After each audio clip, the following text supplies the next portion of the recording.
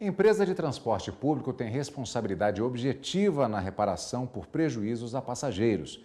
Em Goiás, um pedreiro buscou o judiciário e vai receber R$ 25 mil por danos morais.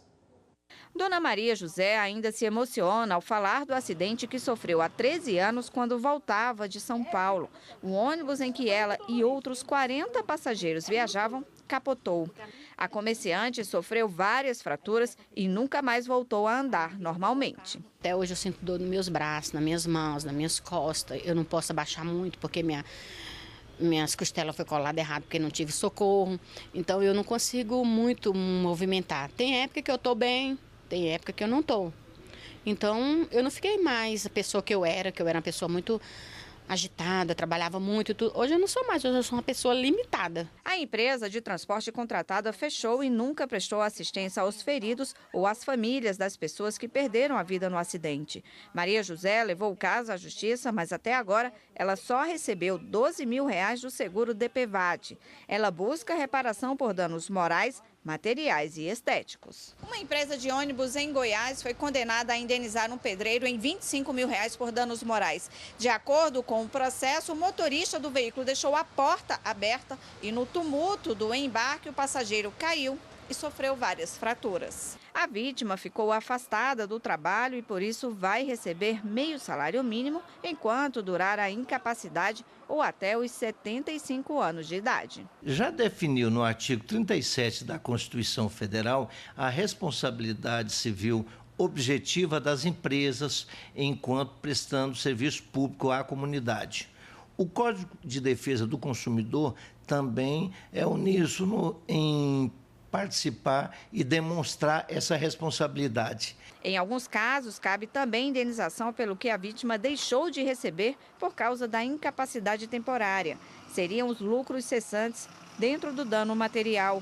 Como é o caso da Maria José, que ficou 1 ano de cama dependendo de ajuda para executar tarefas mais simples e ainda precisou fechar o restaurante porque não conseguia trabalhar. Eu sei bem que o dinheiro não é tudo, mas nos ajuda, porque a gente teve um gasto muito grande, a gente desfez de bens, a gente desfez de porta de emprego, de trabalho, porque ficou doente e não ter ajuda nem para a sua saúde, porque eu não tive ajuda nem para a minha saúde, nem para me cuidar, nem para as cirurgias, nem para os remédios, nem para nada.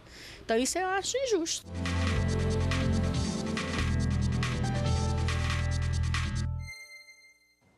E para falar mais sobre as questões jurídicas que envolvem casos como este, que vimos agora na reportagem, a gente conversa aqui no estúdio com a advogada Ingrid Gotthagen. Muito obrigada pela participação, uma boa tarde. Boa tarde. Boa tarde. Bom, vimos na reportagem um caso que infelizmente acontece com frequência, um usuário levou um tombo, a empresa foi condenada a pagar R$ 25 mil, mas a sanção legal ela não está somente no que se refere ao direito civil, a Constituição Federal também versa sobre o assunto, várias esferas, né? Então, legislação é o que não falta para proteger o usuário, doutora? Não falta. Na verdade, nós temos, inclusive, a Constituição, primeiramente, abrangendo a responsabilidade objetiva dessas empresas quando elas estão prestando serviços públicos. Então, elas respondem, sim, pelos danos causados aos usuários. No caso, o usuário ele tem que entrar, no caso específico, em que esfera? Na justiça comum? É uma ação multidisciplinar? Entra-se também na esfera penal, trabalhista? Como ele deve agir orientado pelo advogado?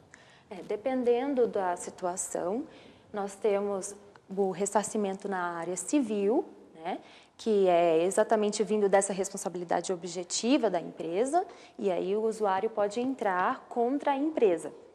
Na questão penal, ele pode, dependendo também do caso, bater nas portas da justiça e conseguir também uma responsabilização penal da empresa. Mas o mais comum que acontece é realmente na esfera civil. Agora, nesse caso que vimos na reportagem, outros também, o motorista, por exemplo, ele pode ser responsabilizado, o motorista, a pessoa física também, ou somente via empresa? Na verdade, na própria Constituição, no artigo 37, parágrafo 6º, diz dessa responsabilidade objetiva da empresa, mas a empresa pode buscar um ressarcimento do motorista, se o motorista tiver causado algum dano, se ele tiver agido com culpa ou dolo, ele pode sim a empresa pode entrar contra o motorista.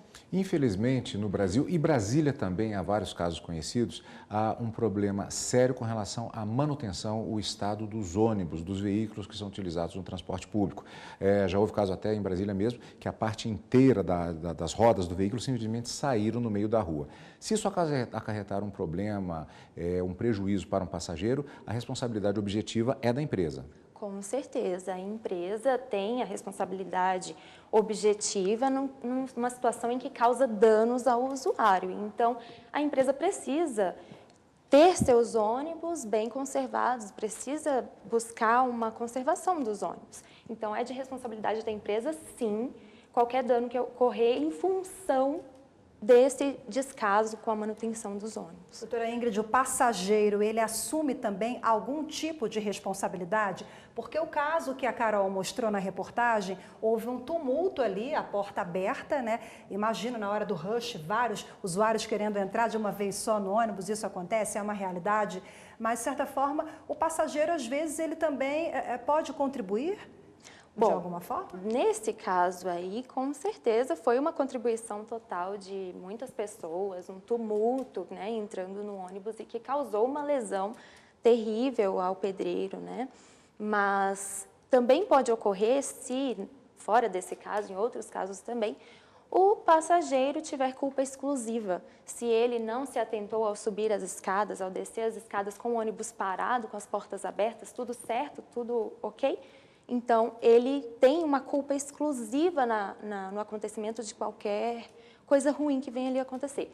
Mas isso seria bem uma culpa no sentido de ele subiu as escadas sem prestar atenção. Não foi o caso que nós vimos agora na entrevista, na reportagem. Doutora, e no caso de situações assim que são totalmente externas a essa rotina normal de um transporte público, como, por exemplo, na questão da violência, às vezes até uma bala perdida, por exemplo, ou até a incidência de um assalto que cause um prejuízo a um passageiro. Como é que funciona? Bom, no caso de um assalto, nós temos a responsabilidade também objetiva da empresa, assim como da bala perdida, porque a empresa se responsabiliza pela segurança do usuário do serviço. Então, com certeza, a empresa ainda tem essa responsabilidade nesses casos. Não foge a responsabilidade nesse caso. Ok, doutora Ingrid Gotthardten, muito obrigada mais uma vez pela participação. Obrigada a vocês. Muito obrigado, doutora. Boa tarde.